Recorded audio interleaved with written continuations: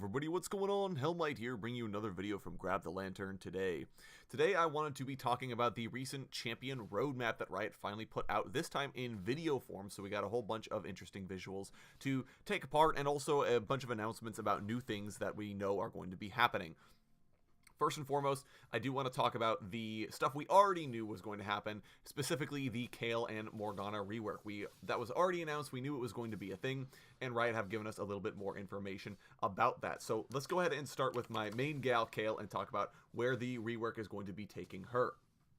Now, first and foremost, Riot are still going to have Kayle following the general pattern of starting melee and ending up as a ranged hyper carry. However, the way it's phrased makes it seem a lot less like Kayle is dependent on having an E cooldown or a cooldown available, and a lot more like this will potentially be her new passive going forward. So I could definitely see Kayle having a passive that makes her melee, but she gains attack speed over time, kind of similar to how you have attack range over time, kind of similar to Tristana, and also gives her magic damage on hit as she auto attacks. She is supposed to be primarily an auto attacker, which is a big deal because it means that at the very least that play style of Kayle will be confirmed. And Riot also mentioned that she will be keeping some of the supportive aspects of her kit. Now, they did say that basically she'll have something on her kit that will be supportive, whether it's an invulnerability or a heal or something, but they didn't confirm anything, which means that we might actually be losing Kayle's original ultimate, which would be a big shame, but I suppose if it leads to a better champion design, I'd be okay with it. We do have a couple other invulnerability ultimates in the game, so if Kayle does lose intervention, yeah, it'd be sad, but at the very least, the ability still stays in the game. Morgana, obviously, we've gotten a couple more details about, but Riot have already basically said there's not a whole lot we really need to do to Morgana. She's a very solid champion. People really like playing her. If anything, they'd just be tweaking a few things about her kit.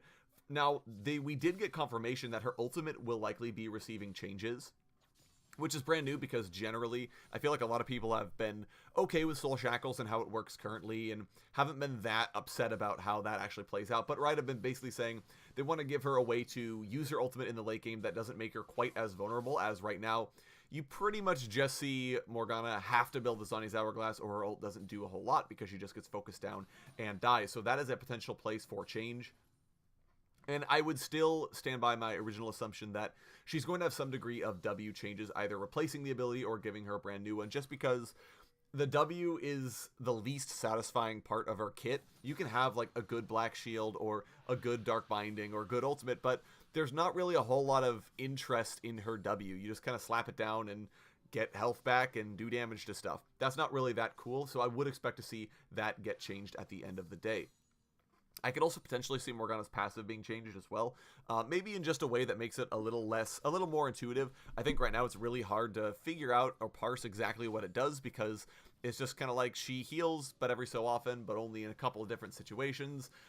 There are definitely places where I feel like you could change her passive and make it feel a little bit better to use. So we will have to see about that, but definitely Morgana on the stronger end of the two angels. I would expect to see her have a much better time of things.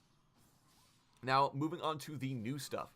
Riot confirmed a new support champion in the works, who is supposed to be a traditional Enchanter, as we haven't had a new release for Enchanters since Nami, which was the year I started playing this game, so long time ago, but we will finally be having another Enchanter added to the game.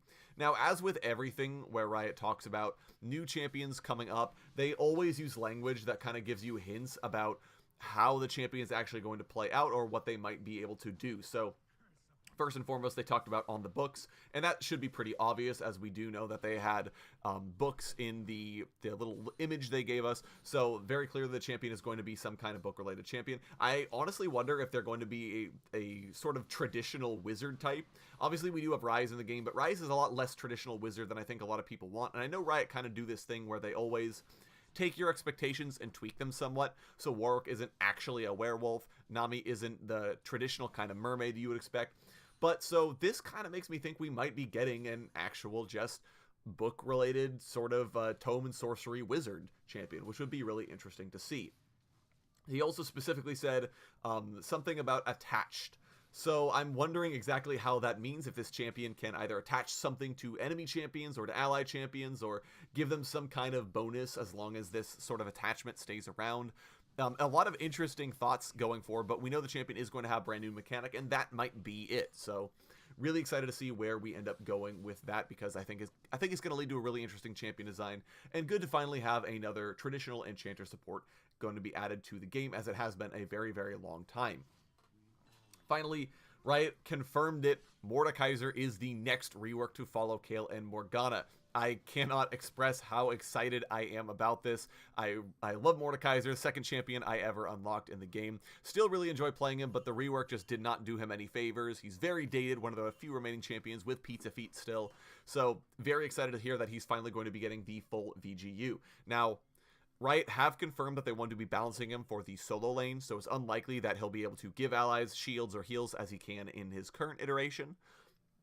But that's a good thing, because I think a lot of players didn't like the Mordekaiser shoehorned into bot lane. He may lose his ability to enslave Dragon Ghost. He may even lose his ability to enslave souls. I think it's a very iconic part of Mordekaiser's kit, but Riot said they don't really want him being a duo champion or someone who works with others. They wanted him to be someone who works on his own. So I could potentially see that as a hint that he might lose the ultimate, at the very least lose the ability to summon the dragon, as that was sort of the one reason why you'd want to take him to bot lane in the first place. So we'll have to see at the end of the day what happens, but I would expect a lot of Mordekaiser's kit to be thrown out here.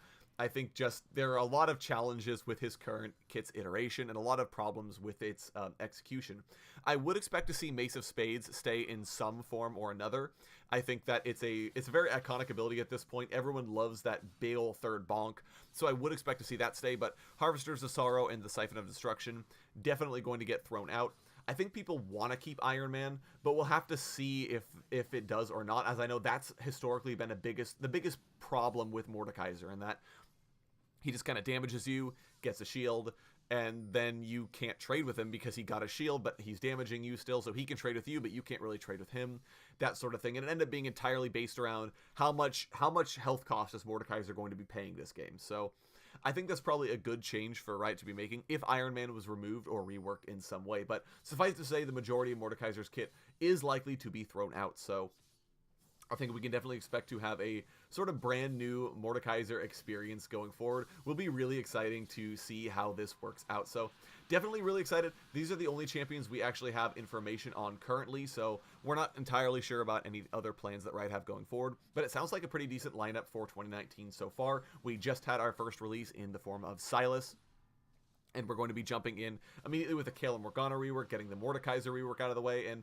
hopefully we're going to have a lot more reworks this year, sort of continuing the trend of 2018, because I definitely think Riot has a lot of room to rework early champions that don't necessarily look very nice or which have, sort of gameplay problems. So really excited about the confirmations that we got. Really excited to see where else Riot is going to go with this. So let me know what you guys are thinking of any of these reworks down in the comment section below. Would love to hear your thoughts about how you think Riot are going to take the Kayle and Morgana or Mordekaiser reworks, what you think the new champion is going to be like. Any of this, let me know down in the comments. If you enjoyed today's video, go ahead and leave a like. And if you really enjoyed today's video, consider subscribing. I upload a video every Monday, Friday, and on patch days as well. And if you're looking for Grab the Lantern content, you can check out my blog, which is linked down in the description. I upload an article just about each and every single day for your enjoyment. Once again, thank you guys so very much for watching. I do appreciate it. And I'll talk to you all later.